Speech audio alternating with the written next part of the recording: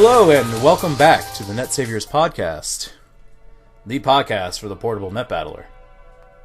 I'm Adell. MMX is here, finally. I dug him up again.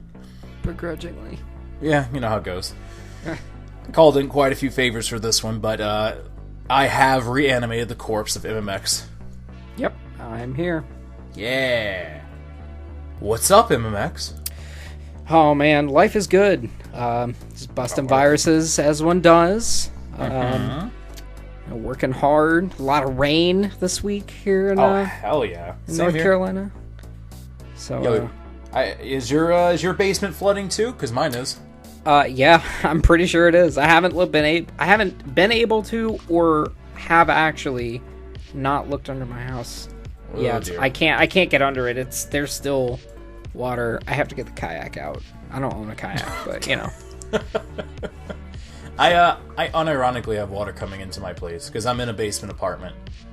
And God bless the property managers. They tried to fix the outside, but there's something with the building, and there's just enough water that I have a little bucket set up over my desk. I'm not happy about that, but you know what? Ooh, danger. Yeah, well, you know. Maybe if they took better care of their buildings. Anyway. I mean, it's that's money. Yeah. You know, money I pay. No spend, only gain. Yes, that is the way of the property owner. Yes. So, Adell, what have we got on the docket today? Well, besides talking about the rest of the anime, or half of it, or whatever, we have a little bit of news. Ooh, it's not very often we get a chance to indulge in some news. I blame Capcom. Well, not a bad thing in this instance. What have we got? Alright, so as MMX has written in our chat here, so we got I'm going to say we got Zero and ZX Collection dropping in a couple weeks, which is, at the time of recording, less than 20 days, which is really exciting. Yep, it is dropping on February 25th, which as of right now, at the current time that we're recording this, is 18 days, 3 hours, 17 minutes, and 32 seconds away. So I'm extremely excited for this. All the all the e-reader content. I've never actually given ZX a fair shake, so I'm really excited to finally dig my teeth into this. Also, Zero is a really, really good platformer, I think. Oh, definitely. It still holds up. I'm just curious, what are they going to do about the cyberspace stuff? Is that just in? Like the e-reader card stuff? No, the Battle Network stuff. Yeah, it's just in. It's got all content. So it's got the e-reader So it's stuff. the DS version? Pretty much, yeah. Okay. For $30, and for essentially 3 DS games. It's not a bad deal. Yeah, or if you're wanting a better value proposition out of it, you're getting Mega Man Zero 1 through 4, ZX, and ZX Advent. All the cutscenes are upscaled, yes. Which is good because the DS quality video quality was abysmal. Amazing. Well, there's two kinds of people, right? But yeah, so I'm looking forward to it. I feel like the ZX and ZX Advent are going to be a little weird because touchscreen stuff on a console without touch. I mean, they didn't really use the touchscreen. No, they didn't, but it's like you can't. It's like off to the side. I don't know. I'm going to be interested to see how Capcom pulls it off. Let's say it that way. To that end, they shoved a second screen on a GBA game. That's a fair point, actually. So I have faith that they can take one screen and shove it in a different spot for the other. I agree, yeah. I'm going to wait. I'm not really in a rush, because I played all these games. Mm-hmm. And in fact, I played Zero recently. I want it. I wanted to use like the new stuff they added in. Also, I gotta go jack a case from GameStop. I need my Mega Man Zero and ZX Collection. So if you're not aware, if you have a GameStop near you and are not in New York where they're currently being shut down, if you go to the display case, and I've done this at my local GameStop too, if you take the display case for Mega Man Zero in like the Switch area is usually where they have them, and look on the spine, you'll see a very unfortunate misspelling Which is not the first time that a Mega Man game has had a misspelling on a game case, I want to point out. What's the other one? Battle Network 3. Wait, what? Yeah, Battle Network 3 had a spelling error on the back of its case. Oh!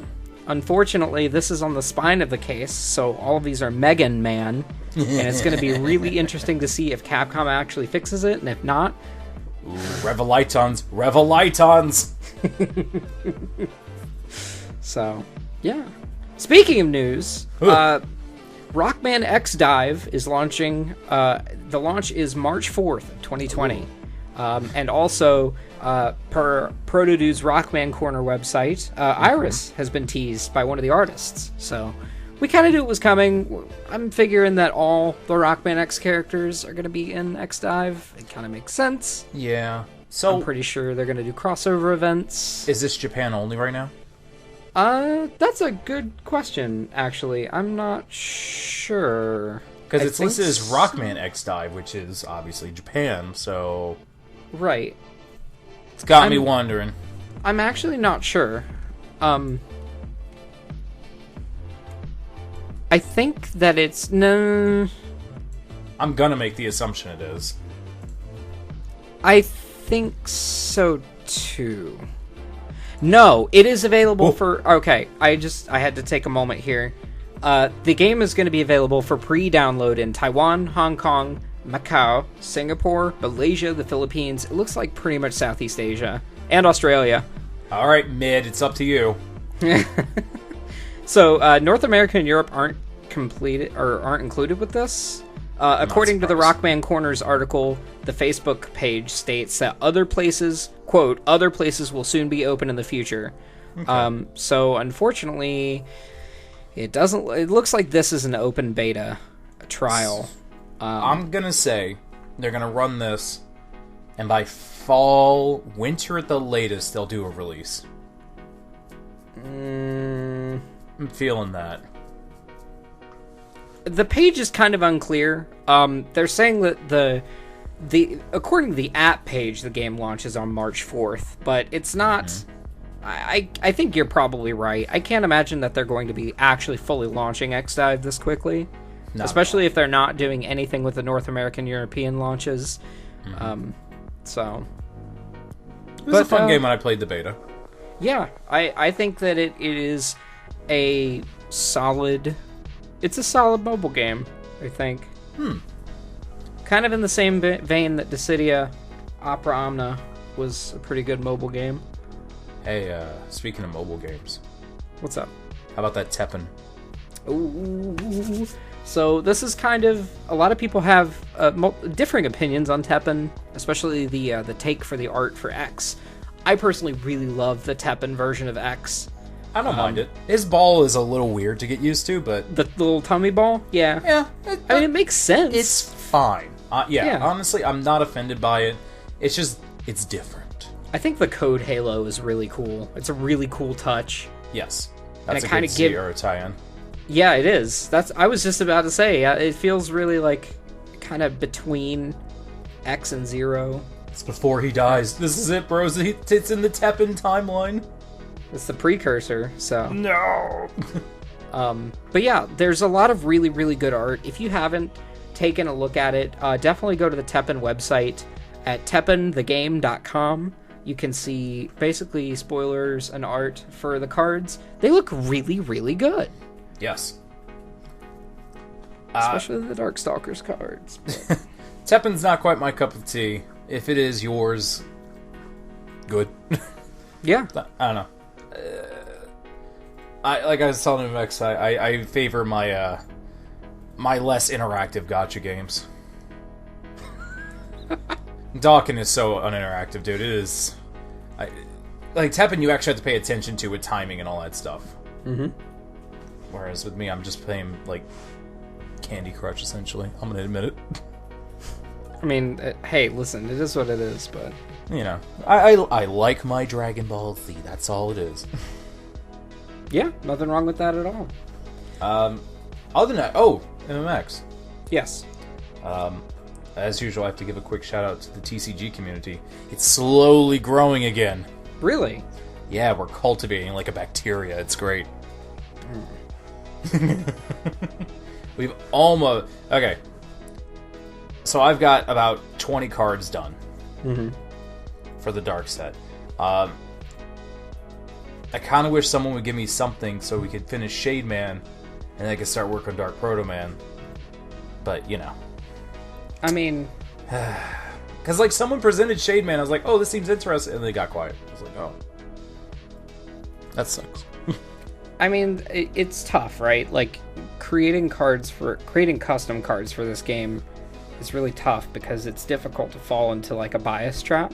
Where when you're creating custom cards for a card game that isn't being supported anymore, it's really easy to go, oh, I think this idea is really cool, and then you just tack on to that idea, like, you know, infinite draw potential or, you know, other uninteresting mechanics. It's really easy to fall into those traps. So you gotta, like, work and strike a balance between the brokenness and the not brokenness. So the thing I always live by with that is when you're making a card, try to dunk on yourself as hard as you can. Look at this and go, okay, this is too good, but I like it. Alright, now how can I really break this to make it even? If that makes sense. Like, I like when I was making like Dark Mega Man, I'm looking at like, how do I even this dude out so he's not just broken? Okay. Yeah. It's tough. It's, like I said, Take it's really, really tough. Here. Now here's the next big one. Are you ready? We're gonna take something from Magic. We're gonna make a deck of something like Rat Colony.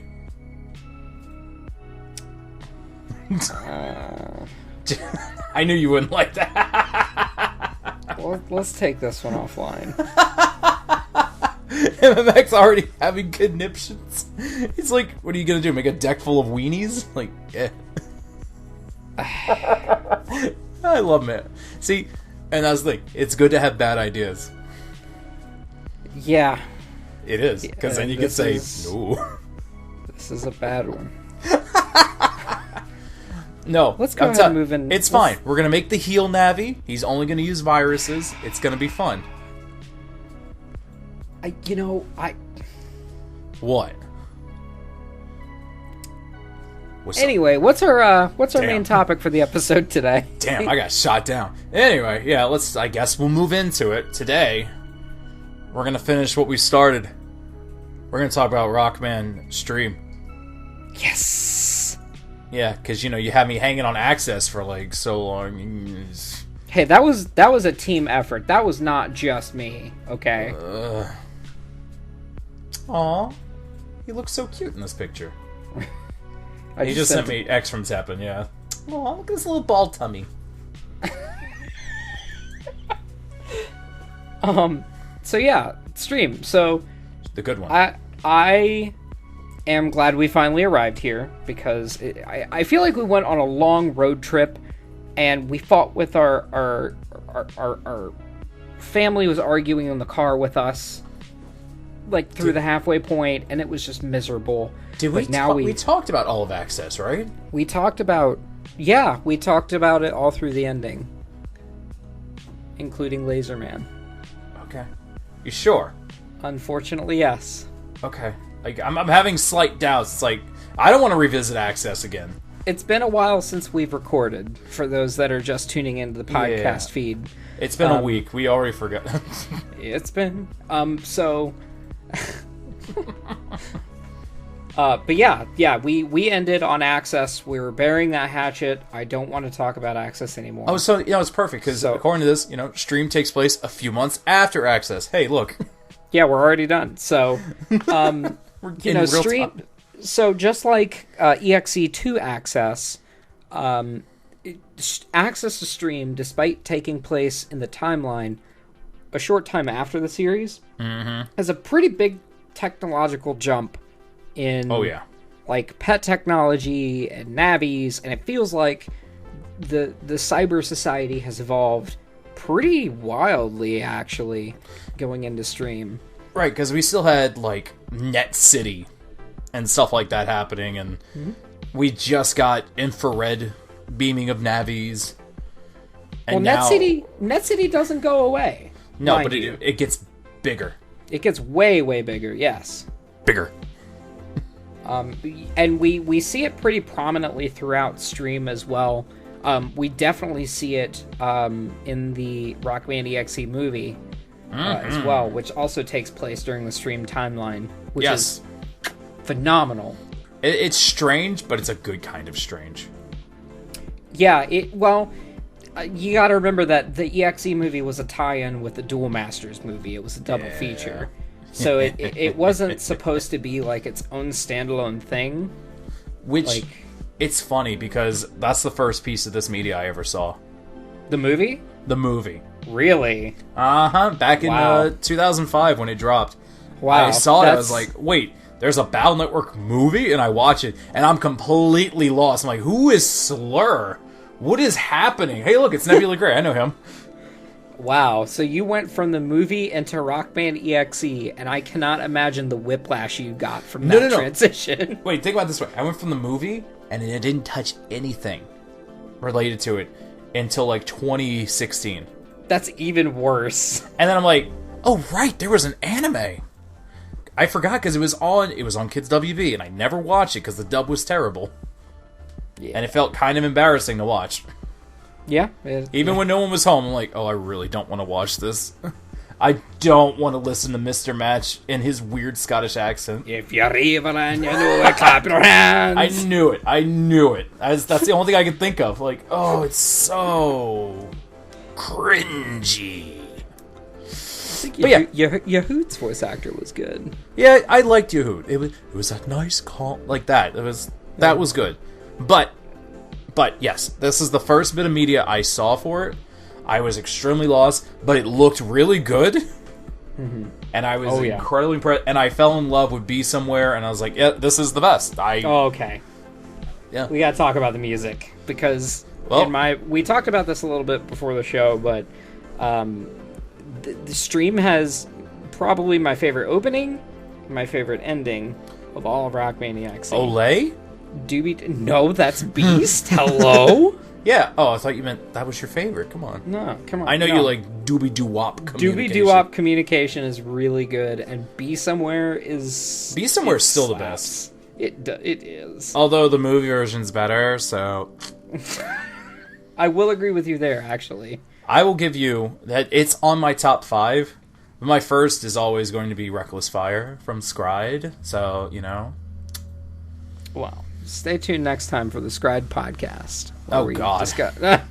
You want to talk about alternate timelines and pulling energy from that? I'm good. I will take a hard pass on that one, my friend. You gotta have, a galaxy brain for that. It's insane.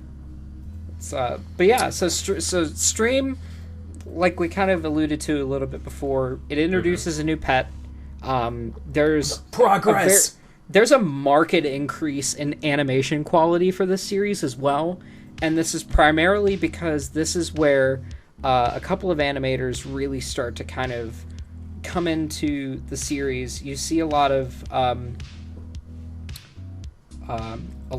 key animators getting their start. The studio, it feels like they kind of put more behind it, you know? Yeah. Well, Zebek also brought in a lot of, like you say, animators, directors as well. Because you can have all the best animators. If you don't have a good director, that episode sucks. Yeah. There are a couple that still stand out as really poopy, but then they have really amazing ones. So, you know. Like another Rockman. Yeah, I mean... Mohitori no Rakuman. I mean, I think that this is, if I'm remembering correctly, I think Stream had Shingo Adachi working on it. If I'm remembering correctly. Star Force guy? Yes. No. Shingo Adachi worked on Beast. Yeah, I was going to say. I don't remember having his name attached to it. Close. We're getting there. Oh, don't worry. We get to talk about Beast and Beast Plus later. I'm actually... Yeah, we'll talk about that later. We can make it a quickie. Yeah, for sure, because it's also a short series. Anyway. Thank God.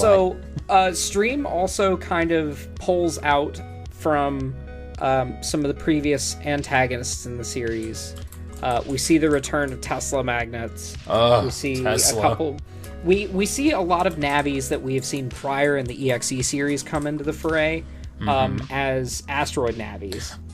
Oh, by the way, I'm looking at it is Takao Kato. Ah, there you go. But yeah, I mean, it's like the art and the animation quality in stream definitely is a step above. Above. So, stream centers around Duo as the primary driving force of it, which is kind of weird because for people who are like coming into the anime from the games, seeing Duo as the main antagonist, which is from Battle Network 4, but having the pets and navies from Battle Network 5, it's kind of jarring. With sprinkles of Regal. And Battle Network 3's secret navies. Oh yeah, that's right, because Yamato Man and Mist Man and Bull Man and... Yeah, I mean, we even... no, I don't think they got Dark Man. That's a damn shame. I mean, it's... You'd think, Darkloids. Dark Man. You would think, but... Yeah, the Darkloids also come back, which... I don't think... Most people would say, oh, they just brought the enemies back and... But, like, no, it doesn't feel shoehorned in. I mean, it kind of does, I guess, because the whole asteroid thing, but... Okay, so let's take it from the beginning. So, it starts off, we have to deal with Duo, like, they're starting to understand and realize what's happening. At the end of Access, and at the beginning of Stream... we find out what Regal's plans really were for the Earth. Where he's a bad guy, but he's not a bad guy. Right? Yeah. Because he wants to protect the Earth from Duo by covering it in a dimensional area. So Duo can't hurt us. Which I feel like would have made more sense if he went to Scilab and was like, hey, here's the deal of what's going on. Do y'all want to help? Instead of just...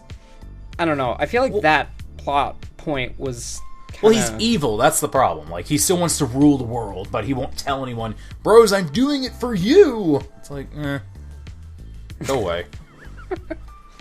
So, we find that out, we're introduced to Duo and his emissary, Slur. Yep. Which, I don't like Slur's design very much. I think that Slur is a good antithesis to Forte. But... Man, he don't play... Base doesn't have a role in this again. He shows up to fight Slur and he gets thrown off.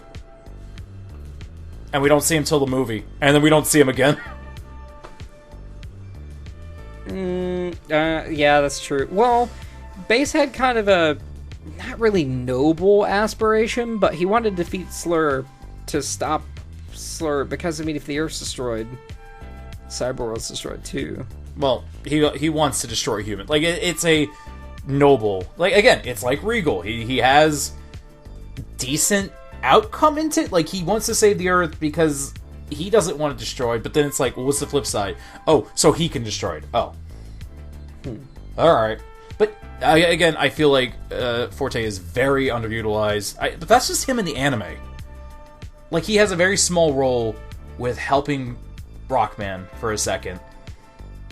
Yeah. In the first bit of the series. Then in Access, he doesn't really have much of a role again. Then in Stream, he shows up to fight Slur because he's like, I want power and you can't do this. Slur throws him off into the Undernet. Then he shows up in the movie. Him and Rockman fuse. Then he gets pulled back somewhere, and we never see him. He deletes Slur. Yeah, he deletes Slur, right. He goes away, comes back, deletes Slur, then goes away again. Yeah. And it's just like... That's pretty much it. Ouch. Yeah, I mean... It feels like there were a lot of plot threads that they wanted to work on throughout Stream, and they started them and finished them quicker than they could really flesh them out, I think. I think they could have dropped a couple episodes for it, but... Yeah. Anyway. I mean, there was also time travel shenanigans with Beryl, and... Oh, don't worry, we're gonna get into that. Know. So, in fighting Duo, going back to it, so we have to beat Duo. But instead of making a giant Mega Laser send Mega Man up to fight him like in the games, instead we have to gather the 13 crests of Duo, which are given to chosen individuals who so happen to be cross-fusion users. This, like, Access was big on cross-fusion. This is even heavier. Like, everyone and their mother can cross-fuse, literally. Except Gutsman and Dex. Well, you know, they don't count for anything. They're not even really in this.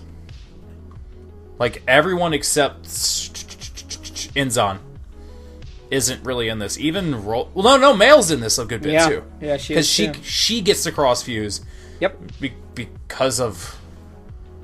What's his face? What's the dog? Rush. Rush, right. They make a chip out of him. Yeah. And he gets to... And it's like, that's it. And she has a tail for a second. I'm like, this is weird. I mean, it's not as weird as the swimsuit episode. We're getting there, don't worry. I don't want to talk about that. But yeah, it didn't feel necessary. It does. It focuses a lot more on that. It has a lot bigger of a Sentai aspect to it. Mm-hmm. Definitely a villain of the week. Duo, you know, that's how we beat him. We have to gather the crest and show him that humanity can be good and we're not all evil. But in order to test humans, he sends down asteroids. I'm still on the fence about that name. This seems to be like Duo really was just flying through flying through the galaxy and going, you know what? I really want to play checkers. So he it seems like a tit for tat game. Like he's gonna destroy the world, but he's gonna send some crests out and give everyone an out. Well, he's been there. He went to the Earth before. They had an episode about that. And that's where Slur came from, because it was apparently a net navi that was designed by the ancient civilization that, you know, because they try and pull that too. It's like, oh, in ancient times, a net navi was sent to Duo, like, huh? Man. We're pulling the U parts already? This isn't Star Force 2. Alright. Stream is a little convoluted when you talk, so... let's just try to focus on the story, because we can flip-flop everywhere. Yeah. So, people cross-fuse. They are the ones that get the crest. There's several, like, subplots that take course over, like, 1 or 2 episodes. We're introduced to Barrel and Colonel, who happen to be from 20 years in the past. Which is still... I completely forgot. Because Barrel has a progress pad. He has a progress pad. It's never explained. No. It is explained, and it is a passing thing. Somebody sent him I think he sent himself the schematics. Because, remember... Well, I guess this is the end of the series here. Remember, it is shown that he dies. Like, old Barrel dies. But he's, like... super old. And that's the Barrel that fused with Duo and sent himself the schematics through time. Because Duo's comet was on Earth 30 years ago and opened a time tunnel to present day. Yeah, I don't like how RockmanEXE does time travel. They did one interest. So the whole thing starts off asteroids being given out to evil people. We have old navis coming back. You know, you get, like, who comes back? Planet Man, Sword Man, Beast Man, Desert Man, Flash Man, Video Man, Stone Man, Cold Man, Gravity Man, Yamato Man, Bright Man, Drill Man, Napalm Man, who starts off as an evil one and turns good. Starman, Bomb Man, Airman, Sparkman, Bullman. Quite the spread of antagonists, really. And it's interesting because most of these are like 3 and network transmission navis. So and Plant Man, of course, it's Plant Man, and they're given out to their respective operators from the games. Like, everyone has who they usually have, so that's a good touch. Give it minus, like, Yamato Man, who for whatever reason gets a person. Yeah. I don't know why. I don't understand that. But So they're happening. The whole shtick with them is they're given a chip. You put the chip in your PET, and poof, they can come out into real world without a dimensional area. Because. That's all I can say. It's not. Honestly, it isn't that interesting. No. The asteroids, I think, are the weakest part. I would definitely agree. I think you hit the nail on the head when you described it as kind of like a baddie of the week sort of situation. And they keep coming back because they don't ever really delete them. And it's very annoying. It's kind of exhausting. Although they do mix them up enough to where it's not like... I suppose. But the problem is, at one point, Tesla comes in again, and she makes Neo World 3.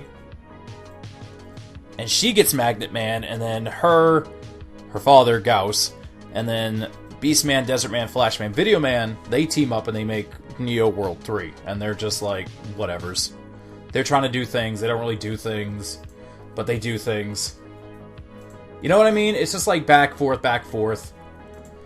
Doesn't really feel like anything's getting done, but we're slowly moving through the series. It seems to me like there was a lot placed in this series, kind of sprinkled out just for the sake of extending the series.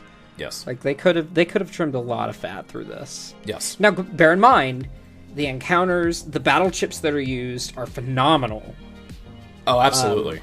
Because it's a mix of 4 and 5's chip pool.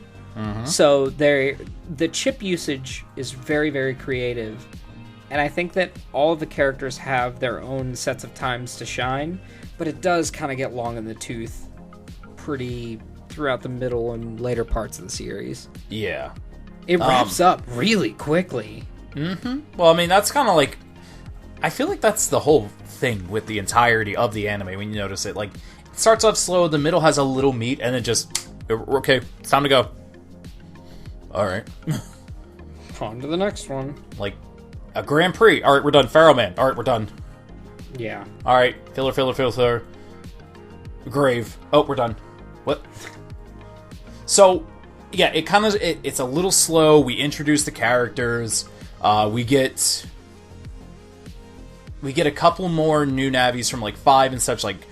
Charlie and Gyro Man come out, so we get more Double Souls and stuff like that. Only a couple, though. Not all of them, because we don't get Shadow Soul, which is interesting.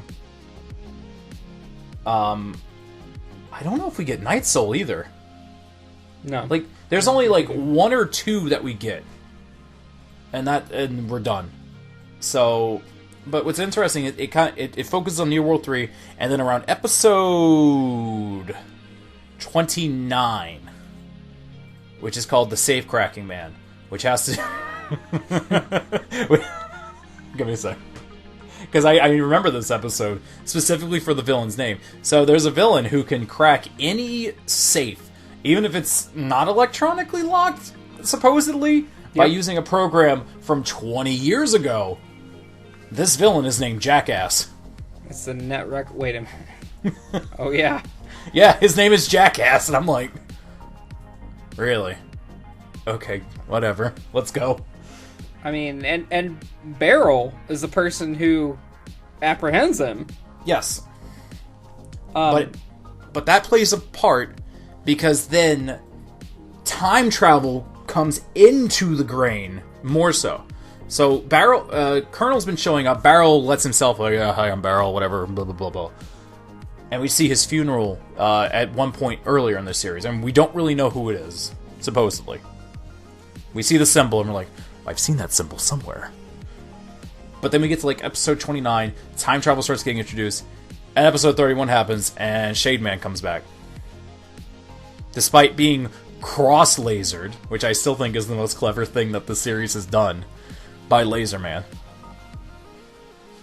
It is a quick fun fact about Jackass, is that he actually mentions, if I'm remembering correctly, that Net Saviors were called officials, which is a nice nod to the games. Yeah. Because we never have the officials. Enzon isn't one of them either. Yeah. He's just a dude who partially runs a company that makes PETs. Oh! Well, I'll get into it because that also comes up. But yeah. So we get into time travel. So it turns out Shademan, as he's being blown apart by Laserman's cross laser, is, for whatever reason, thrown into the past. They were at the past tunnel when that Laserman encounter occurred. But they were in the middle of the city when that happened. No. Yeah! Yeah, they were, because...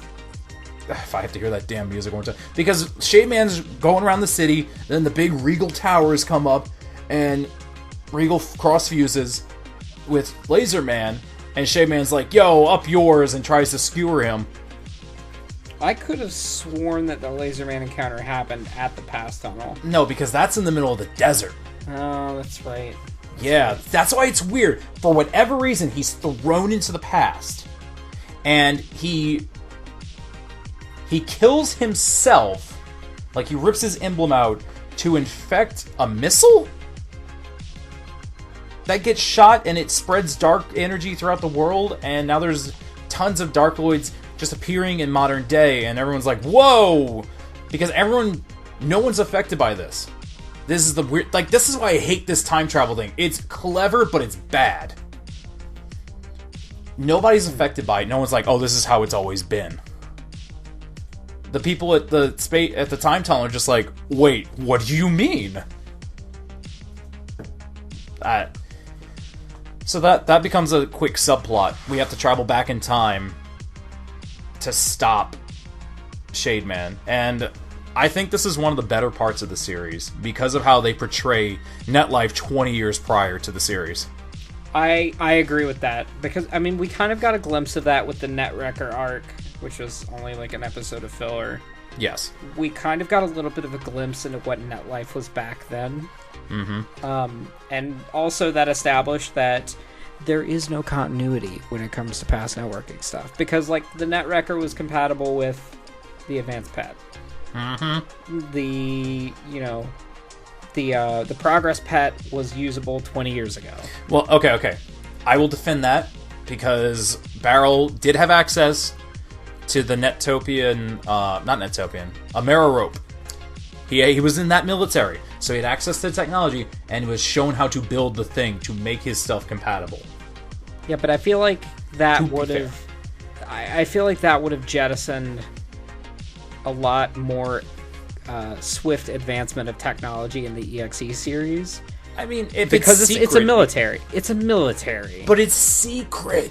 You can't sit there and tell me that Beryl is the only person with a Progress Pet, the most advanced pet of its kind up until this point. Yeah. And no one knew about it or used it or saw it. I don't... It feels phoned in. It really is. Does. That's the problem. The time travel used in the movie is way better. Yeah, but I the time agree. travel in the anime is really confusing. So, Rockman goes back in time 20 years, and it's awesome. The network sucks. They're like, yeah, if you fall into this weird primordial network sea, you'll never come out alive. And it's like, what's down there? Bugs. Oh my god. He gets busted for a crime, which is funny because of Jackass. Because he's out there doing the crimes 20 years in the past with his program. Rockman happens to be there at the time, and he stands out because he's so advanced. I kind of wish they'd done something with that, where, like, he's trying to operate normally, but it's just the bandwidth is too low or something. Maybe. Because think about it. If you tried to run a program from today 20 years ago, it wouldn't work as well, if at all. I don't know. It's like trying to run a 64-bit application on Windows 3.1. Jesus Christ. Something like that, though. So he goes back in time, and he's like, oh my god, I have to figure all this out. Nobody knows who Colonel is, obviously. He breaks out of jail. I think he gets in touch with Colonel, because Colonel knows, and he hears about all this because he's in the military, because of course. Like, that's kind of like a weird ass pull, in my opinion. Where it's like, oh, he's just in the military, he has X. okay. I have to go with it because this is all I'm given. So they meet up and they fight Shade Man, who before he went back, because he was sent back in time, and then he came back, and then went back in time again. And before he went back in time again, apparently he ripped off Flashman and Beastman's arms, so he had arms again?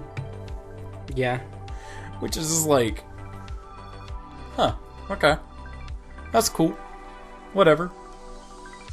So they're fighting him, and he's like, yeah, whatever, kids, I'm dying anyway. And he throws off his cloak. He's like, check it out, look at my big, gaping... Ugh. And he ripped off his emblem, stuck it on a rocket, and made everyone evil. And he bites Mega Man. And that's he bites him. Okay. Because he is a vampire, and I'm glad they finally capitalize on the vampire aspect of him. But he doesn't suck his blood, he just bites him and infects him with darkness. Which plays a role later. So they shoot down the rocket, everything's fine, and the Colonel's like, dude, you gotta go back to your time, get out of here, kid. And he's like, okay, bye. And as he's going through, Regal decides to mess with him, because Regal is dead, and now Data? Yeah. That can access the time tunnel, because he can? I don't want to linger too much on the topic, because right, the time travel is... But this is the problem. This plays the most important aspect of the entire series. Yeah. Because if this didn't happen, Dark Mega Man wouldn't happen. And if Dark Mega Man didn't happen, we wouldn't rush to the end. Anyway, the moral of the story is, he gets pulled through time again, Dark Mega Man is pulled out of him, and then shenanigans happen. Where it's like, oh, you're not... Well, Dark Mega Man finally comes out and he's like, aha, I'm Mega Man, but not. And he poses as Mega Man and all this silly stuff, and that's where you get the famous grin scene from. Yep. That I had to update the wiki with. Your contribution is greatly appreciated by the entire Mega Man community. It looks so bad before. Got that timestamp. I know that it was 8:27 when he smiled. It's startling to me you remember that, but it's when you see. I think that all considered, the wacky tropes, everything that Stream tried to do, bringing back the characters, I think, made it a little more memorable, even though it was all really phoned in. A lot of this was phoned in, but yes. When does the movie happen? The movie happens after episode 40. It's either in the 30s or the 40s. I'm pretty sure. No, it's between it. It's like around 22. 22? Yeah. Are you sure? 100%. Yeah. No. It's after 29. That's what it is. Okay, so it's before that time travel. Mm-hmm. But it's the first bit of time travel. Yep. Because you have to remember, Spectrum, the program that Tadashi Hikari and Wily 20 years in the past made to travel forward into the future, right? That kind of kicked everything off, really. Okay, right. That's the big ass pull. Yeah. Right, because they resonate with each other. Uh-huh, that's correct. Which is why you see in the movie there's like aberrations and things like that, because they're conflicting with what look. The moral of the story is time travel's weird, okay? And bad. EXE did a terrible job of it. I think the only series I've ever seen that has done time travel even remotely okay is probably Doctor Who, and that's a stretch. It's because they don't worry about it, and any repercussions don't come till way later, and they're not over the top. Exactly. So the moral of the story is Stream is pretty good. It's not memorable. Stream is Stream. Well, wait. Stream is. Let's finish it up then. Let's at least wrap up. How does this series end? What happens? Dark Rockman gets all the crest because everyone touched their hand on a scanner at some point. He gets all the crest and he runs to the comet, and everyone's like, "Bro, don't do it." And he's like, "Nah, watch this, power," and then do a It's actually kind of a hype ending. Actually. It is. But Slur interrupts him, kills Dark Rockman. And Dark Rockman's like, dude, I just wanted to know what it meant to be loved. Why can't we be friends? That's literally because he knows all of Lan and Mega Man's moves because he is them. But he doesn't have that connection, so they're stronger. And he's just like, but Dr. Regal, why won't you love me like a dad? He's like, F off, kid. Go destroy the world. Yes, father. Dang. So they get all the crests back. Duo's like, bros, you can't keep doing this. I'm going to kill your world. And they're all cross-fused. And Duo's like, yeah, whatever. And then he's like, Net Navies, yo, you want to come with me? Screw humanity. And Barrel's like, no, watch this. Hey, Duo! Fuse? Okay. And so they go on a trip through space and time. As weird as that is to wrap up, that's kind of how it goes. Dark Rockman gets killed. Everyone goes to the comet cross-fused. And yeah. Yeah. It's weird. I mean, it doesn't segue good into Beast at all. No, because Beast sucks. We will discuss it. Yeah. This is going to be another good cop, bad cop situation. I know it. I know it. I love Beast. I wanted to. I tried, but man, Beyond Art is such a bad idea. I think Trill is the worst part of that entire series. Just Trill. Anyway. Just Trill. Just Trill. Everything else is great. Anyway. Trill literally exists as a plot device and nothing more. It's terrible. I mean, Trill is just Mega Man from another dimension. It is, but it's terrible. Anyway, all right. So you would say you say that Stream is like the best of the series, though, right? Yeah, I think it is. Okay. It definitely It opens up a lot more interesting plot points than any of the other series does. Okay, right. It seems like the arc of the series that tried to take risks, and they kind of paid off because it set the stage really well for the games. Yes.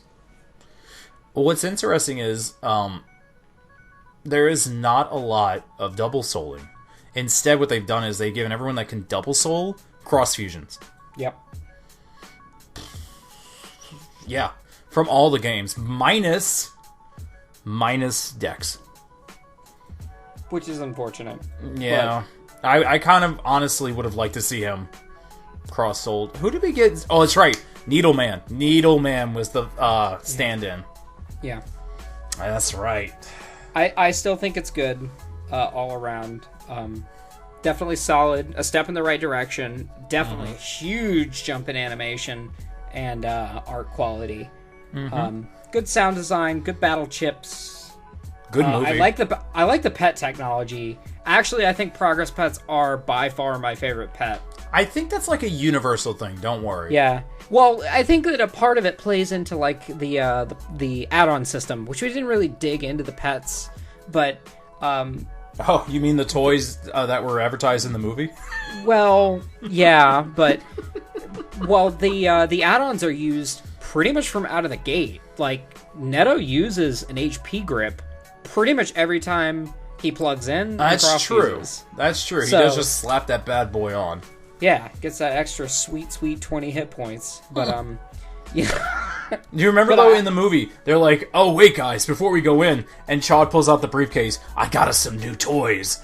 Buy now." Yeah, he gives Rika the AT scoop. He gives Chad the control stick.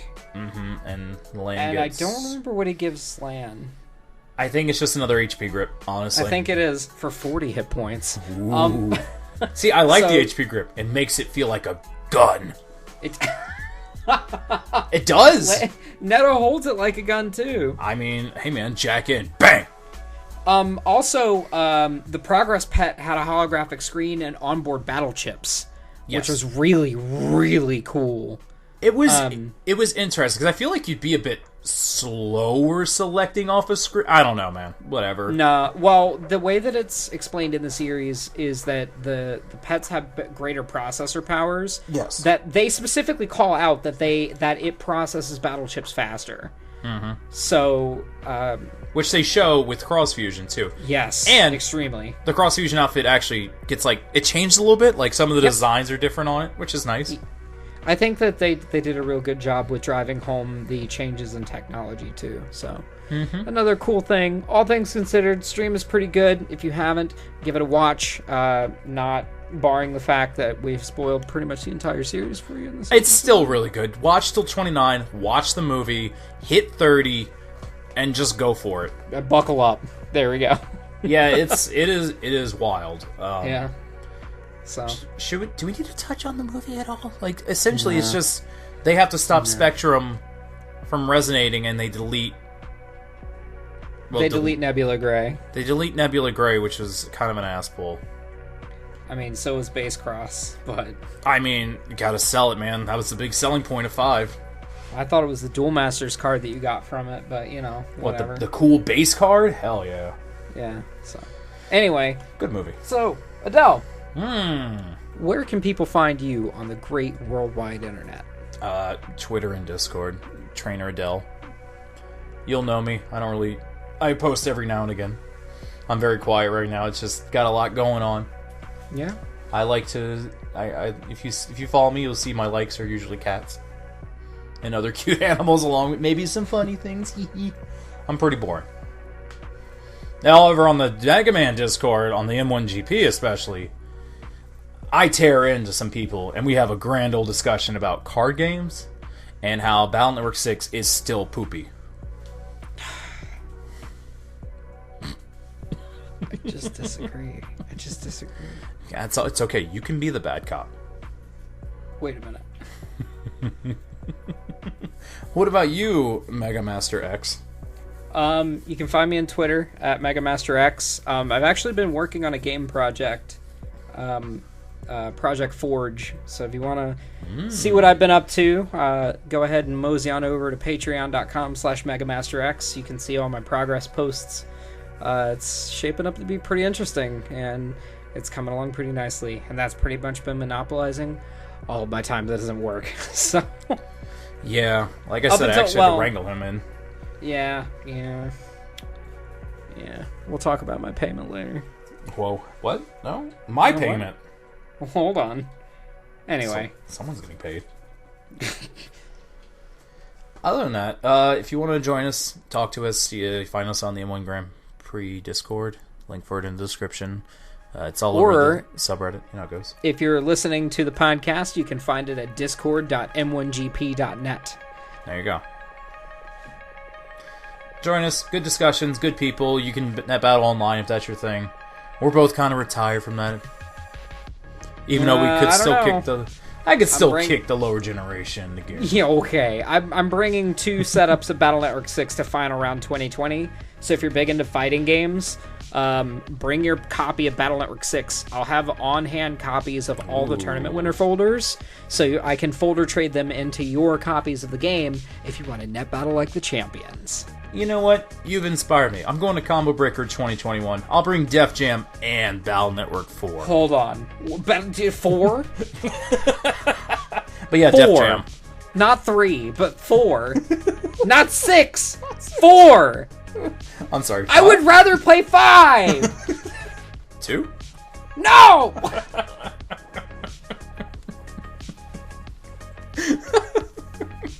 Anyway. I think I broke him. Yeah, Def Jam. I'm bringing that. What, you didn't like Fight for New York? Oh my god. It's a good game. But yeah, I'll bring a Battle Network setup. Maybe I'll bring 6. We'll see. As long as it's not Star Force. Oh, it'll be the Star Force. Don't miss your. Oh, yeah. Don't miss your flight. Anyway. Well, we need to talk about Star Force sometime. We will. We're getting there. We're almost out of Battle Network things to talk. Oh no. Yeah, we've covered pretty much. Well, I think that there's some stuff in the art book we could probably go over. So we still got some steam left in the old train. The art book. Man, we're really grasping here. Oh, Listen, no. We gotta bide our time until the Battle Network collection happens. Keep wishing. Oh. We didn't. Did we mention that? No, we didn't. The concert happened. Oh, dear. I forgot about that.